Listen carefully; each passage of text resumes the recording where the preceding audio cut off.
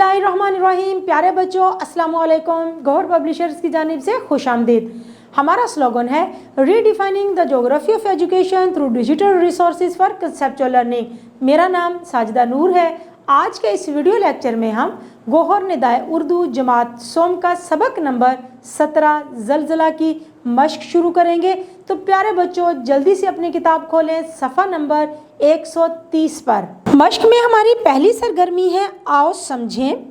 सवाल नंबर 1 है, दुरुस्त जवाब पर दायरा लगाएं। अलिफ, सबक के मुताबिक ज़लज़ला आया था अगस्त में, सितंबर में, अक्टूबर में या दिसंबर में।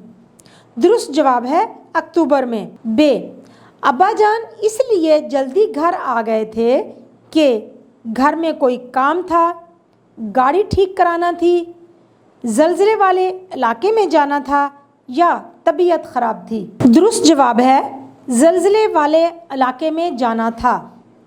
जीम, अक्टूबर 2005 में आने वाला ज़लज़ला दुनिया का दूसरा बड़ा ज़लज़ला था, तीसरा बड़ा ज़लज़ला था, चौथा बड़ा ज़लज़ला था या पांचवा बड़ा ज़लज़ला था। दुरुस्त जवाब है चौथा बड़ा ज़लज़ला था। दाल, ज़लज़ले वाले इलाकों में फौरी घर बनाते हैं खैमों से, लकड़ी से, मट्टी से या पत्थरों से। दुरुस्त जवाब है खैमों से। तो प्यारे बच्चों, सवाल नंबर 3 है, सबक के मुताबिक मुनासिब लफ्ज़ लगाकर खाली जगह पुर करें। अलिफ, अक्टूबर 2005 को पाकिस्तान में दुनिया का डैश बड़ा ज़लज़ला आया। तो खाली जगह में लफ्ज़ आएगा चौथा। बे, हज़ारों की तादाद में डैश हुई। खाली जगह में लफ्ज़ आएगा हलाकतें। जीम, ज़लज़ला एक डैश आफत है। खाली जगह में लफ्ज़ हम लिखेंगे कुदरती। दाल, ज़लज़ले से सड़कें और डैश भी तबाह हो गए हैं। खाली जगह में लफ्ज़ आएगा पुल। हे, सब लोगों को मिलकर उनकी डैश करनी चाहिए। खाली जगह में लफ्ज़ लिखेंगे मदद।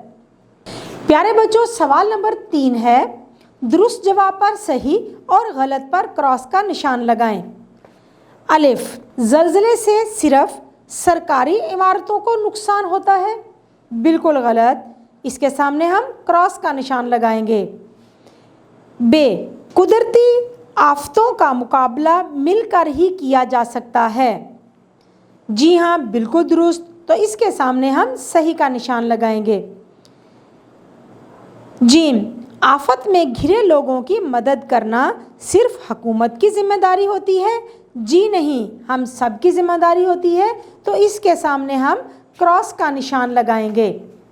दाल, हमें अपनी ज़रूरतें कम करके आफत ज़दा लोगों की मदद करनी चाहिए।